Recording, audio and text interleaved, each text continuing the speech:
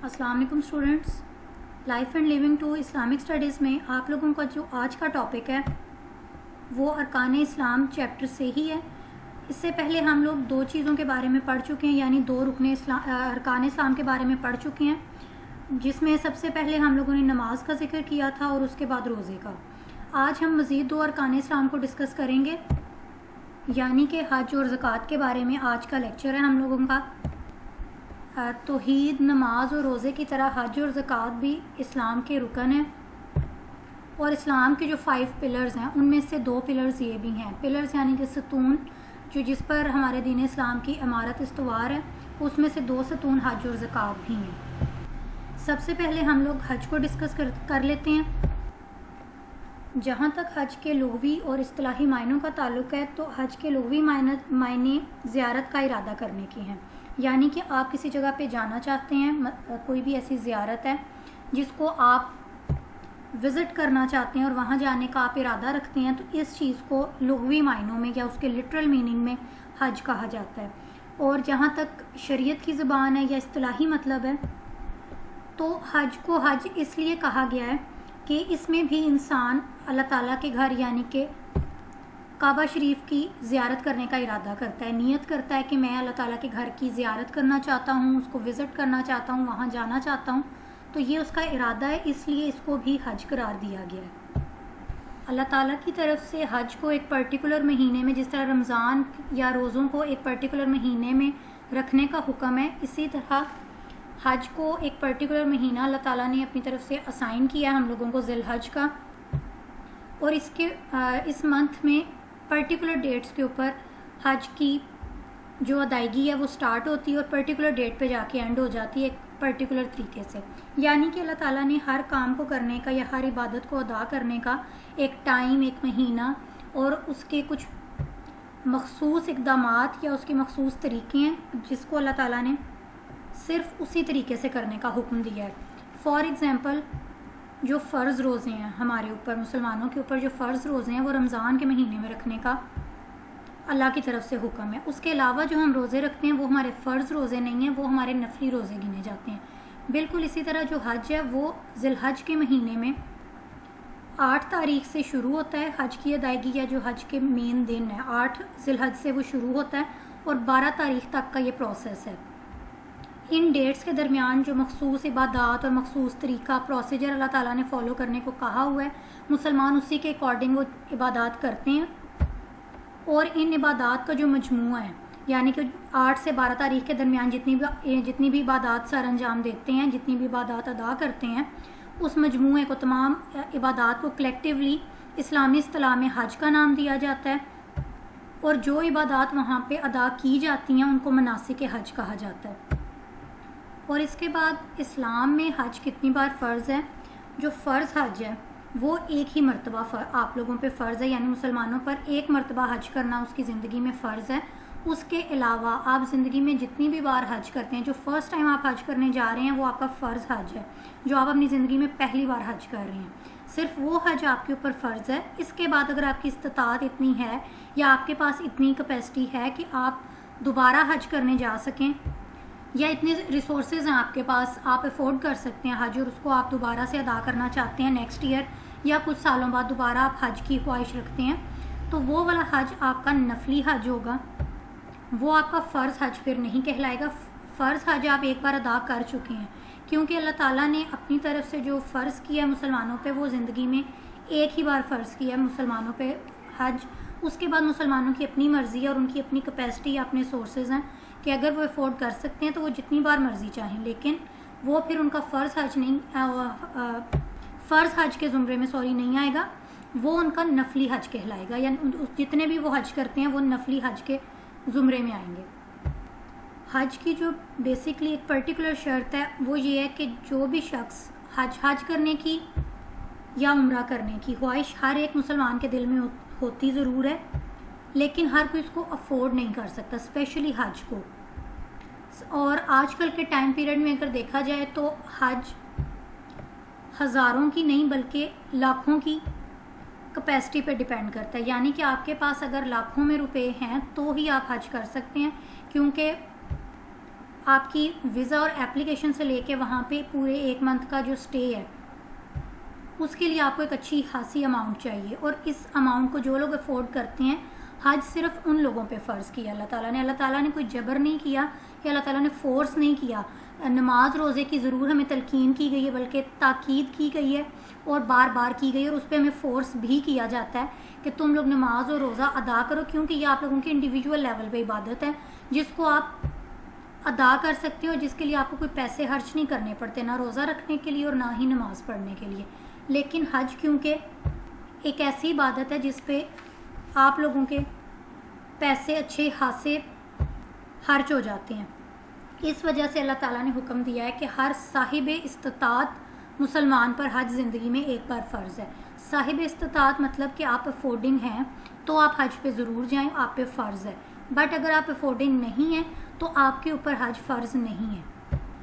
لیکن جو شخص افورڈنگ بھی ہو، یعنی کہ صاحب استطاعت ہو، اس کے پاس جانے کی کیپیسٹی ہو اور سٹل وہ حج نہیں کرتا، تو وہ پھر اپنے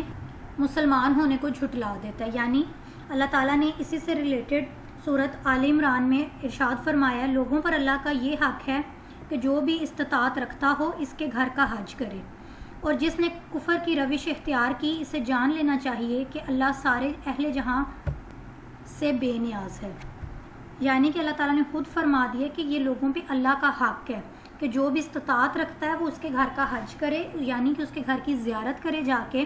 اور جس نے ایسا نہیں کیا تو اس نے کفر کی روش اختیار کر لی. چاہے وہ اپنے مسلمان ہونے کا دعویٰ کر رہا ہے کہ میں 5 وقت کی نماز پڑھتا ہوں، میں روزے رکھتا ہوں، سارا کچھ کرتا ہوں، لیکن سٹل میں افورڈنگ تھا، میرے پاس پیسے بھی تھے، میرے پاس سورسز تھے اور میں حج پہ جا سکتا تھا لیکن میں نہیں جاتا، تو یہ کفر کی روش ہے. اور اس پر اللہ تعالیٰ کی ناراضگی اور اللہ تعالیٰ کے اس کے بعد حج کی امپورٹنس یا اللہ تعالیٰ کے گھر کی زیارت کی امپورٹنس کا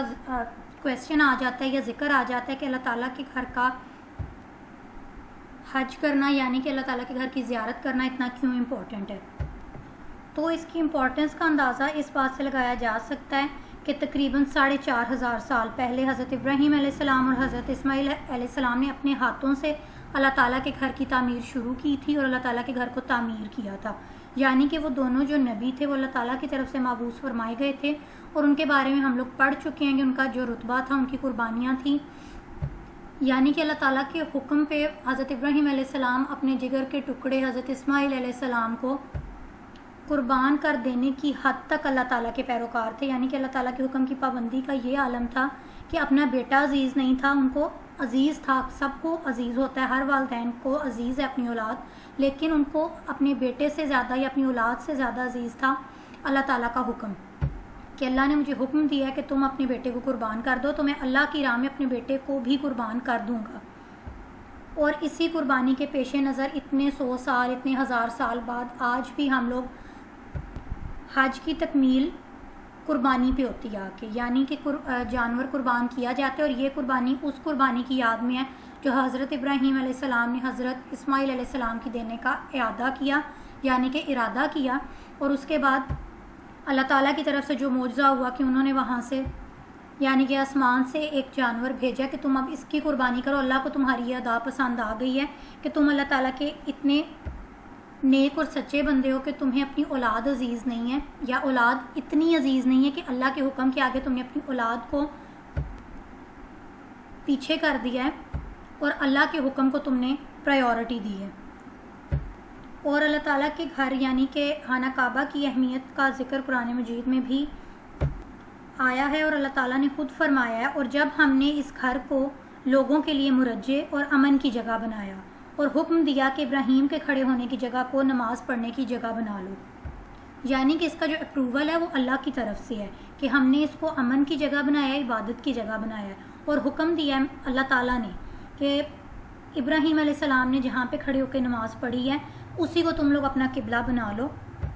اور اسی کو خدا کا گھر تسلیم کر لو اور اسی کو نماز پڑھنے کی جگہ بنا لو. ہم لوگ جو قبلہ رو ہو کے نماز پڑھتے ہیں کہ ہمارا خانہ کعبہ اس طرف ہے، یا ہم لوگوں نے اپنے گھر میں ایک ڈائریکشن کو اسپیسیفائی کیا ہوتا ہے کہ اس طرف ہمارے گھر کی کنسٹرکشن یا ہمارے گھر کے میپ کے اکارڈنگ اس طرف قبلہ بنتا ہے، تو ہم اس طرف ہی منہ کر کے نماز پڑھتے ہیں، ہم کسی اور طرف منہ کر کے نماز نہیں پڑھتے. یعنی کہ ہم اللہ کے گھر کی طرف منہ کر کے نماز پڑھتے ہیں، قبلہ رو ہو کر نماز پڑھتے ہیں۔ اس کے بعد ذکر آ جاتا ہے حج کے مراسم اور حج کے مناسک کا۔ حج کے مراسم اور حج کے مناسک میں احرام سے لے کے یعنی کہ احرام باندھنے سے لے کر طواف تک، اور جمرات کے مقام پر کنکریاں یعنی کہ شیطانوں کو کنکریاں مارنے سے لے کر قربانی تک،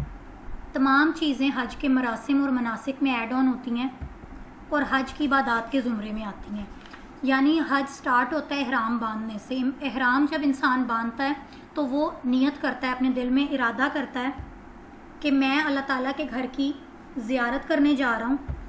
اور اللہ کے حضور اپنے گناہوں کی معافی مانگنے جا رہا ہوں۔ اس کے علاوہ حج کی اسی امپورٹنس کے پیش نظر اللہ تعالیٰ نے خود فرمایا ہے کہ جس شخص نے پورے مراسم اور پورے مناسک حج پورے کیے یا مکمل کیے، بالکل اس چیز کے اکارڈنگ جو میں نے جس طرح سے فرمائی ہے یا جس طرح کا پروسیجر میں نے بتایا ہے ایز اٹ از، اس پروسیجر کو فالو کرتے ہوئے اگر کوئی مسلمان حج کرتا ہے، یعنی کہ ایک ایک چیز وہ اسی طرح سے فالو کرتا ہے جس طرح اللہ تعالیٰ کا حکم ہے، اپنی نیت کو صاف رکھتا ہے، احرام باندھنے سے لے کر یعنی کہ اپنے حج کے آغاز سے لے کر حج کے اختتام تک، قربانی تک، یعنی کہ تمام مناسک حج پورے کرتا ہے، تمام مراسم پورے کرتا ہے، تو وہ بالکل ایسے پاک اور صاف ہو جاتا ہے گناہوں سے کہ جس طرح وہ ابھی ماں کے پیٹ سے پیدا ہوا ہے۔ یعنی کہ ماں کے پیٹ سے پیدا ہونے کی اگزامپل اس لیے دی گئی ہے کہ جب ایک بچہ پیدا ہوتا ہے تو وہ بالکل معصوم ہوتا ہے، بالکل ہر طرح کے گناہ سے پاک ہوتا ہے، ہر طرح کی برائی سے پاک ہوتا ہے۔ وہ پیدا ہوا ہے، اس کو کسی چیز کا ہوش نہیں ہے، ایون اس کو تو اپنے کھانے پینے کے قابل بھی وہ نہیں ہے کہ اگر اس کو بھوک لگی ہے تو وہ خود کچھ کھا سکے یا وہ ہل سکے، کچھ بھی کر سکے، یعنی وہ ٹوٹلی ڈیپینڈنٹ ہوتا ہے۔ اسی لیے مسلمانوں کو حج کے بعد اس ایسے بچے سے تشبیہ دی گئی ہے کہ وہ اس طرح سے پاک صاف ہو جاتا ہے کہ جس طرح وہ ابھی ابھی پیدا ہوا ہے۔ لیکن اس کی شرط کیا ہے کہ جو حج کے مراسم ہیں، حج کے مناسک ہیں، وہ پوری طرح سے اللہ کے حکم کے مطابق، اللہ کے حکم کے اکارڈنگ پورے کیے جائیں، اور حج کو صرف اللہ تعالیٰ کی حکم کے مطابق ایک فرض سمجھ کے ادا نہ کیا جائے کہ بس یہ میرا فرض تھا، پورا ہو گیا۔ جس طرح ہم دن میں بڑی مشکل سے نماز اپنی 5 نمازوں کے فرض پڑھتے ہیں اور احسان کرتے ہیں کہ ہم نے نماز پڑھ لیا، بس ہمارا فرض تھا، پورا ہو گیا۔ نہیں، ایسا نہیں ہے۔ حج کو صرف ایک فرضی عبادت سمجھ کے ادا مت کریں، حج کو اس نیت سے حج کا ارادہ کریں، اور اس کے بعد حج کو اس نیت سے ادا کریں کہ میں اللہ کے حضور اپنی زندگی بھر کے تمام گناہوں کی معافی مانگنے جا رہا ہوں یا جا رہی ہوں، اور میں نے وہاں سے بالکل اسی طرح پاک صاف گناہوں سے ہو کر آنا ہے جس طرح کہ میں تب تھا جب میں پیدا ہوا تھا۔ یعنی کہ اپنے گناہوں کا کفارہ کرنے کی نیت سے حج پر جائیں۔ کیوں؟ حج یا عمرے پہ جانے سے پہلے تمام لوگوں سے ملنے کا اور اس کے بعد ان سے معافی مانگنے کا، تمام قسم کے اگر آپ کے اوپر کوئی قرض ہیں وہ اتار کر جانے کا حکم ہے، کہ اپنی کسی بھی قسم کے جو دنیاوی معاملات ہیں، کسی بھی قسم کے جو گرجز ہیں، آپ کے کسی بھی قسم کے ایسے معاملات کہ آپ کی کسی سے کوئی لڑائی چل رہی ہے، آپ کا کسی سے یعنی کہ کسی سے آپ کے کوئی اختلافات ہیں یا کسی کے بارے میں آپ کے دل میں کوئی کدورت ہے، کوئی کینہ ہے، تو اس کو یہیں پر نکال کے جائیں۔ کیونکہ اگر آپ وہ اپنے ساتھ لے جاتے ہیں اپنا کینہ، دل میں آپ کے کچھ ہے، اوپر آپ اپنے منہ سے اللہ تعالیٰ سے معافی مانگ رہے ہیں، تو یہ منافقت کے زمرے میں آتا ہے کہ دل میں تم کینہ پال رہے ہو، کدورتیں پال رہے ہو، اور معافی مجھ سے تم کس بات کی مانگ رہے ہو؟ جب تم میں تو خدا ہوں اور مجھ سے تم معافی مانگ رہے ہو، تم جب کہ خود بندے ہوتے ہوئے دوسرے بندے کو معاف نہیں کر سکتے یا کر کے میرے پاس نہیں آئے، یعنی کہ تم اگر معاف کر کے میرے پاس آتے تو تمہاری نیت صاف ہوتی اور تمہاری معافی قبول ہو جاتی۔ معافی قبول ہونا نہ ہونا یہ اللہ تعالیٰ کو بہتر پتہ ہے، لیکن سٹل اپنے دل کو صاف کر کے جانے کا حکم ہے کہ اپنے دل کو صاف کر کے جائیں، تمام لڑائیاں، بغض، کینہ، کدورتیں سب ادھر چھوڑ کر جائیں، اور اللہ کے حضور بالکل اپنا صاف دل اور صاف نیت لے کر جائیں۔ حج کے دوران آسان عبادتیں بھی ہیں، مشکل عبادتیں بھی ہیں۔ ان شارٹ حج ایک پراپر سٹرگل ہے آپ کی، اور جو اسٹرگل کو احسن طریقے سے کرنے میں، ادا کرنے میں کامیاب ہو جاتا ہے، وہ اللہ کے نزدیک سرخرو ہو جاتا ہے اور اس کا حج قبول ہو جاتا ہے اور گناہوں سے پاک اور صاف ہو جاتا ہے وہ۔ یعنی کہ احرام باندھنے سے لے کر، احرام باندھتے ہیں آپ، اللہ تعالیٰ نے احرام کا رنگ کیوں سفید دیا ہے، یہ بھی ایک حکمت کی بات ہے کہ اس میں اللہ تعالیٰ نے کوئی اور کلر کیوں نہیں ایڈ آن کیا، تو کفن کا کلر بھی سفید ہے۔ ٹھیک ہو گیا۔ اللہ تعالیٰ بالکل ایک سمپلسٹ فارم میں، مطلب یہ اس چیز کی انڈیکیشن ہے کہ آپ لوگ جو اس دنیا کی رنگینیوں میں کھوئے ہوئے ہیں، کلرفل لائف ایک گزار رہے ہیں، اینڈ پہ جو آپ کی اصلیت ہے، یا اتنی جو چیزیں آپ ادھر مٹیریلسٹک قسم کی چیزیں آپ کی یعنی مادی قسم کی چیزیں ہیں جو آپ یہاں پہ اکٹھی کر رہے ہیں کہ یہ بھی ہو میرے پاس، یہ بھی ہو، ان چیزوں سے انسان کے لیے ایک سبق ہے، یہ ایک انڈیکیشن ہے کہ جب اللہ آپ لوگوں کو اپنے گھر بلا رہا ہے تو وہ صرف اور صرف ایک سفید لباس میں آپ کو بلا رہا ہے، یعنی احرام آپ کو سفید رنگ کا وہ کپڑا ہے جو آپ نے پہن کر اللہ کی بارگاہ میں اللہ کے گھر میں حاضر ہونا ہے. ٹھیک ہو گیا؟ تو یہ اس چیز کی انڈیکیشن ہے، یہ اللہ تعالیٰ کی حکمت اس چیز میں پوشیدہ ہے کہ کفن بھی تو سفید ہے، اور جب اللہ تعالیٰ کے حضور پیش ہونا ہے ہم نے مرنے کے بعد تو ہم نے سفید ہی ہمارا کفن ہوگا. اور حج پر بھی اب ہم جب جا رہے ہیں تو اس دنیا میں رہتے ہوئے ہم سفید کپڑے میں اللہ تعالیٰ کی گھر کی زیارت کرنے جا رہے ہیں. تو یہ ایک انٹر لنکڈ ہے چیز کہ تم آخرت میں جو تم دنیا میں اتنا مال اکٹھا کر رہے ہو، اینڈ پہ تمہاری اصلیت کیا ہے؟ یہ سفید کپڑا، اس کے علاوہ تمہاری کوئی اصلیت نہیں ہے. اس کے بعد لبیک اللہم لبیک، ہم اللہ تعالیٰ کے حضور حاضر ہو کے اس بات کا اقرار کرتے ہیں کہ میں حاضر ہوں، اللہ تعالیٰ آپ کی بارگاہ میں حاضر ہوں. اس کے بعد پھر ہم لوگ اقرار کرتے ہیں اللہ تعالیٰ کی وحدانیت کا کہ اللہ تعالیٰ آپ کے علاوہ کوئی شریک نہیں ہے، میں حاضر ہوں آپ کی بارگاہ میں، اور اس میں کوئی شک نہیں ہے کہ حمد تیری ہی ہے، یعنی کہ حمد صرف اللہ تعالیٰ کی ہے، تعریف صرف اللہ کی ہے، نعمتیں ساری تیری ہی ہیں، یعنی کہ جتنی بھی نعمتیں ہمیں عطا کی گئی ہیں اللہ کی طرف سے وہ صرف اللہ کی طرف سے عطا کی گئی ہیں. کوئی اور خدا یا کوئی بھی اور زمینی چیز یا وسیلہ ہمیں وہ نعمتیں عطا نہیں کر سکتا تھا. اور بادشاہی تیری ہی ہے، یعنی کہ پورا کائنات کا نظام، تمام جہانوں کا نظام اللہ تعالیٰ کے ہاتھ میں ہے اور وہی بادشاہ ہے، اور تیرا کوئی شریک نہیں. اور اس بادشاہت میں، اس خدائی میں تیرا کوئی شریک نہیں، تو وحدہ لا شریک ہے اور تو یکتا ہے. تیرے ساتھ اس خدائی نظام میں یا تیرے ساتھ اس بادشاہت میں کوئی بھی حقدار نہیں ہے یا کوئی بھی شریک نہیں ہے.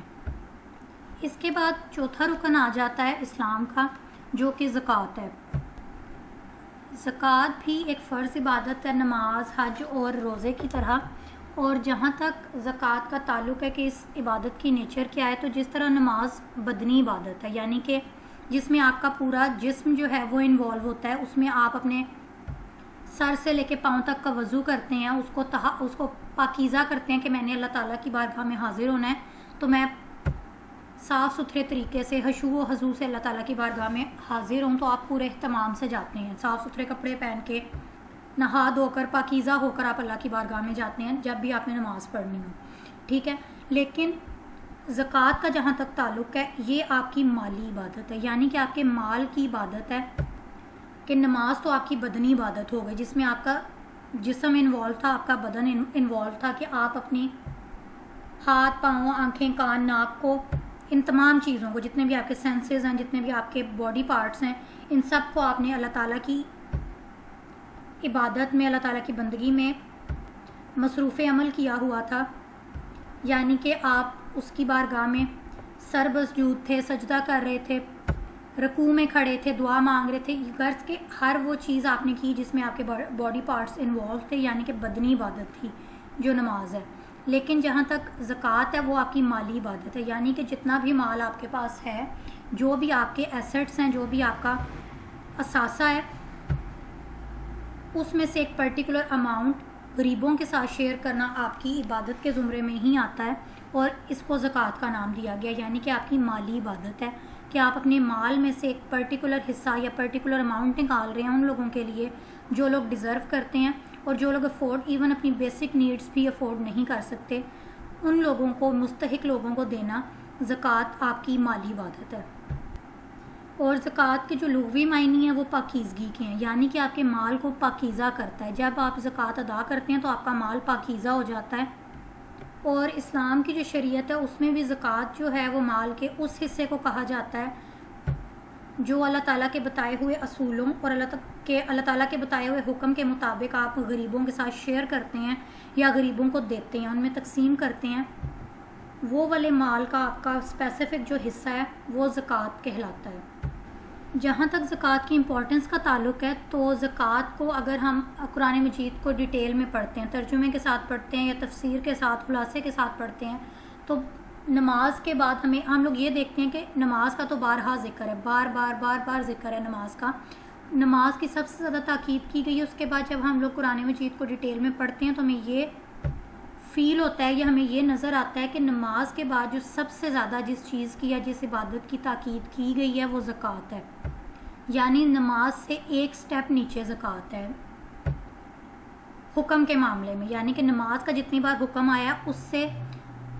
ایک سٹیپ نیچے صرف زکوٰۃ کا حکم ہے کہ زکوٰۃ کی بھی بار بار تاکید قرآن مجید میں کی گئی ہے. اور زکوٰۃ ادا نہ کرنے والوں کے لیے عذاب عظیم سنایا گیا ہے کہ جو شخص مال رکھتا بھی ہے، صاحب استطاعت بھی ہے، افورڈنگ بھی ہے، لیکن سٹل وہ زکوٰۃ ادا نہیں کر رہا، اپنے مال کو پاکیزہ نہیں کر رہا، تو یہ مال ہی اس کے لیے فتنہ بن جائے گا اور آخرت میں اس کے خلاف ہی گواہی دے گا کہ اللہ کی راہ میں خرچ کیوں نہ کیا تم نے مال. تمہارے پاس اتنا مال تھا، اینڈ پہ تم اپنے مال کے ساتھ تم نے کیا کیا؟ کچھ بھی نہیں. تم مر گئے، خالی ہاتھ اس دنیا سے چلے گئے، مال تمہارا دنیا میں رہ گیا جو نہ اس دنیا میں رہتے ہوئے تمہارے لیے صدقہ جاریہ بن سکا اور نہ آخرت میں تمہیں سرخرو کر سکا، اور اللہ کے سامنے تمہیں الگ سے شرمندہ کر گیا کہ میرے پاس مال تھا لیکن میں نے اس کو خرچ نہیں کیا، میں نے اس کو یوٹیلائز نہیں کیا اس حکم کے اکارڈنگ جو اللہ تعالیٰ نے دیا تھا کہ اپنے مال کو پاکیزہ کرنے کا طریقہ یہ ہے کہ تم زکوٰۃ ادا کرو، یعنی کہ غریبوں کے ساتھ شیئر کر لو اپنے مال کا کچھ حصہ تاکہ تمہاری دنیا اور آخرت دونوں سرخرو ہو جائیں. اور یہ بزنس میں پہلے بھی کہہ چکی ہوں کہ اپنا جو آپ بزنس ویسے بھی تو انویسٹ کرتے ہیں نا کہیں پہ، تو اپنا جو بزنس سب سے زیادہ بینیفیشیل یا پروفیٹیبل بزنس ہے وہ اللہ کے ساتھ بزنس کریں. اللہ کی راہ میں اگر آپ 5% خرچ کرتے ہیں تو آپ کا یہ بزنس یا آپ کا یہ جو تعلق ہے وہ اللہ کے ساتھ ڈائریکٹ شروع ہو جاتا ہے. 5% اگر آپ شیئر کر رہے ہیں اللہ کی راہ میں دے رہے ہیں تو آپ کو وہ 20% ہو کے واپس ملتا ہے، یعنی کہ دگنا یا 4 گنا ہو کر آپ کو وہ واپس ملتا ہے. وہ انسان کو فار دا ٹائم بینگ فیل نہیں ہوتا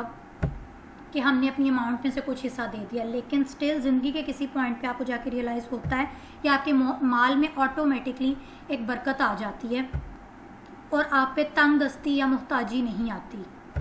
کیونکہ آپ اس حد تک غنی ہو جاتے ہیں یا آپ کا جو دل ہے وہ اس بخل سے، اس کینہ سے یا اس کنجوسی سے باہر آ جاتا ہے کہ میں اللہ تعالیٰ کی راہ میں خرچ کر رہا ہوں تو میرا یہ مال ویسٹ نہیں ہو رہا، یا میرے اللہ کی راہ میں یہ پیسے خرچ کرنے سے میرے پاس پیسے ختم نہیں ہو جائیں گے. آپ اس نیت سے اور اس یقین کے ساتھ آپ کا عقیدہ ہوتا ہے کہ میں اللہ کی راہ میں خرچ کروں گا تو مجھے 2 گنا 4 گنا ہو کے واپس ملے گا، اور صرف اس لالچ میں مال خرچ نہ کریں گے مجھے 4 گنا ہو کے واپس ملے گا،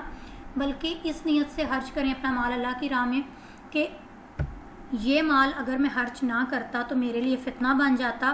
میں نے یہ مال اگر اللہ کی راہ میں خرچ کیا، اللہ کی راہ میں دے دیا غریبوں کو، تو یہ جو پارٹ میں نے اللہ کی راہ میں دیا اس نے مجھے دنیا میں بھی کامیاب کر دیا اور آخرت میں بھی اللہ کے سامنے شرمندہ ہونے سے بچا لیا. یعنی کہ دنیا اور آخرت آپ کی دونوں سنور گئی، آپ کی دونوں زندگیاں، دنیا کی زندگی بھی اور آخرت کی زندگی بھی سرخرو ہو گئی. اس کے بعد جس طرح سے حج کے، نماز کے کچھ پرٹیکولر پروسیجر یا پرٹیکولر سٹیپس ہیں جن کو آپ نے فالو کرنا ہے، اللہ کی طرف سے جو آپ کو حکم دیا گیا ہے کہ ان سٹیپس کو فالو کرنا ہے آپ لوگوں نے. اسی طرح زکوٰۃ دینے کا بھی ایک پراپر پروسیجر ہے یا پراپر احکام ہے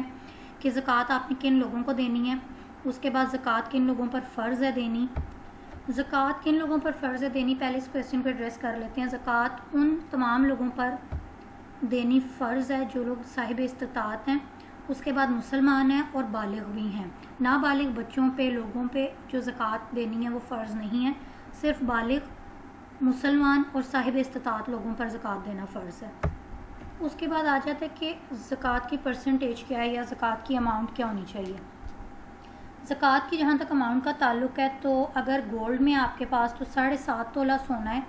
یا آپ کے پاس 52 تولے یعنی کہ 52 تولے آپ کے پاس چاندی ہے، یا ان دونوں چیزوں کی اماؤنٹ کے اکارڈنگ آپ کے پاس کوئی ایسا سامان ہے، چاہے وہ آپ کی ٹریڈ کا سامان ہے یعنی کہ آپ کی تجارت کا سامان ہے یا گھر کا سامان ہے، اور ایسا سامان ہے جو آپ کی ضرورت سے ایکسٹرا ہے. ضرورت کی چیزیں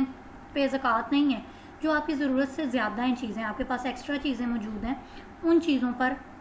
زکوٰۃ آپ لوگوں کو دینا لازمی ہو جاتا ہے. یعنی کہ 1 سال تک آپ کے پاس گولڈ 7.5 تولے موجود تھا یا موجود رہا ہے، اور سال کے اندر آپ نے وہ بیچا نہیں ہے یا آپ کا بکا نہیں ہے کسی مجبوری کی وجہ سے. اس کے بعد 52 تولے چاندی آ جاتی ہے اگر پورا 1 سال آپ کے پاس وہ چاندی رہی ہے اور آپ کو کوئی خدا نہ خواستہ ایسی مجبوری نہیں آتی کہ آپ کو بیچنا پڑے اپنی کسی ضرورت کو پورا کرنے کے لیے، یا اس کے اماؤنٹ کے اکارڈنگ آپ کے پاس سامان ہے جو ایکسٹرا ہے آپ کی ضرورت سے. تو جب 1 سال گزر جاتے ہیں ان چیزوں کو آپ کی کسٹڈی میں ہوتے ہوئے آپ کے پاس وہ چیزیں رہتی ہیں اور آپ ان کو نہیں بیچتے, کسی بھی مجبوری آپ کو پیش نہیں آتی, تو پھر پورا 1 سال ہونے کے بعد آپ پر فرض ہو جاتا ہے کہ آپ ان چیزوں کی اماؤنٹ کے اکارڈنگ اس پر زکوٰۃ ادا کریں. اس کے علاوہ اگر کوئی زمیندار ہے یا جاگیردار ہے جس کی زمینیں ہیں اور اس کی زمینوں پہ فصلیں کاشت کی جاتی ہیں, یعنی کہ زرعی پیداوار ہوتی ہے, اس پہ ایگریکلچرلی اس کے پاس جو کراپس ہیں ان کو وہ ہارویسٹ کرتا ہے, یعنی کہ ان کی کاشتکاری کرتا ہے, وہ زرعی پیداوار اس کے پاس ہوتی ہے سال بھر میں, تو اس کے اوپر بھی زکوٰۃ فرض ہے. اس کے بعد پرٹیکولر مویشیوں کی تعداد ہے, یعنی کہ آپ کے پاس کم از کم 40 بھیڑ بکریاں ہیں جو پالتو جانور ہیں, ان کے اوپر زکوٰۃ ہے. یعنی کہ آپ لوگوں کے پاس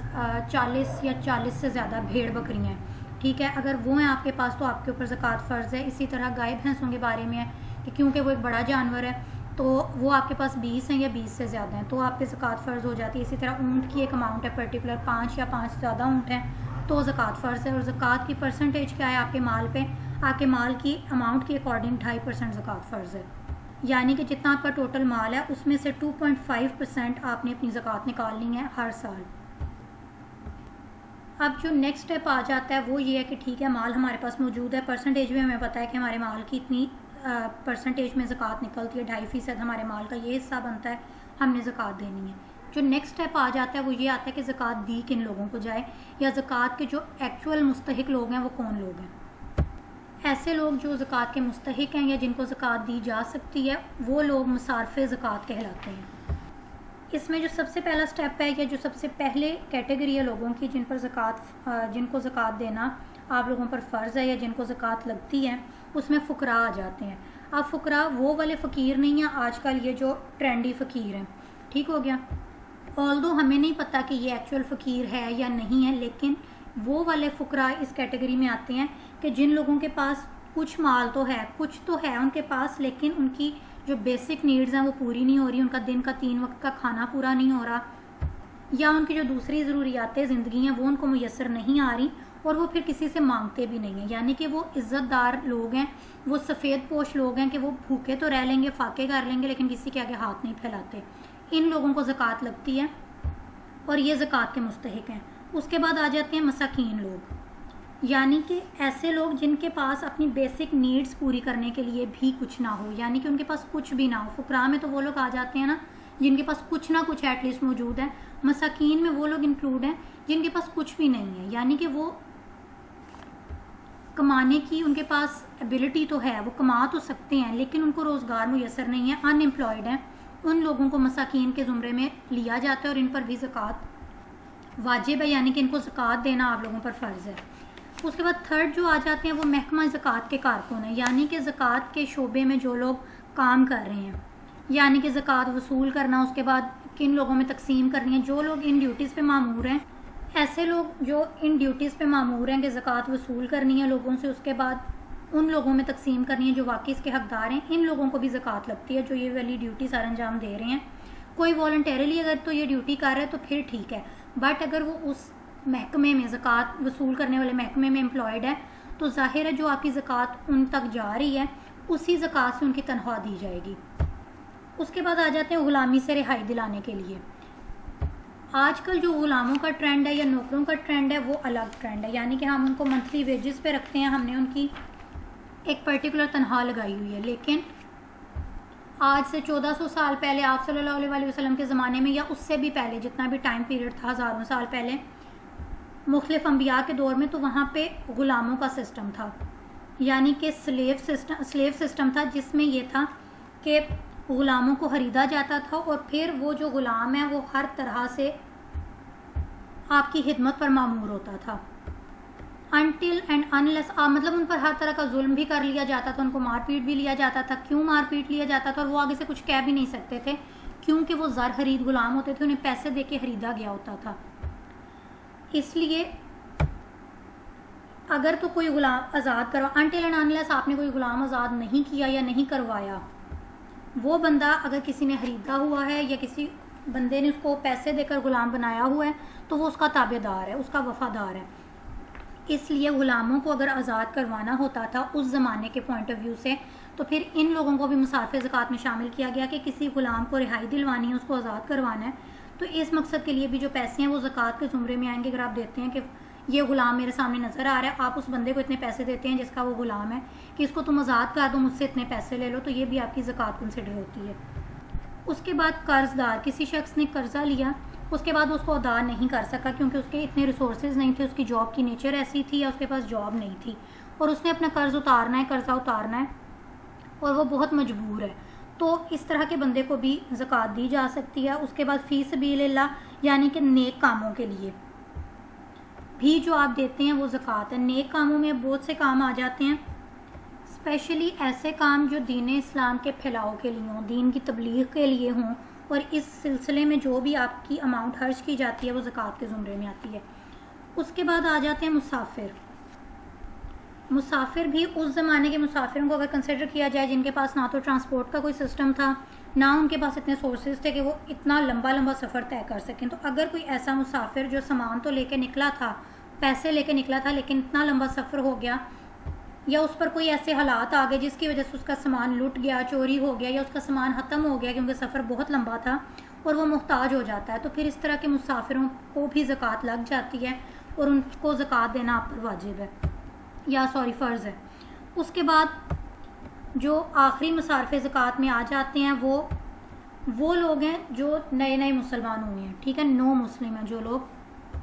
یعنی کہ وہ اپنا دین, اپنا مذہب, اپنا گھر بار چھوڑ کر آئے ہیں, اپنے خاندان سے دشمنی لے کر, تو اسلام کو, یعنی کہ اگر وہ کسی اور مذہب سے تعلق رکھتے تھے تو کوئی بھی مذہب والا یہ افورڈ نہیں کرتا کہ ہمارا مذہب چھوڑ کے وہ بندہ کسی اور مذہب میں کنورٹ ہو جائے. تو اسی طرح اگر کوئی نو مسلم ہے, اس نے نیا اسلام قبول کیا, اس کی سب نے بغاوت کر دی, اس کو نکال دیا اس کے گھر سے,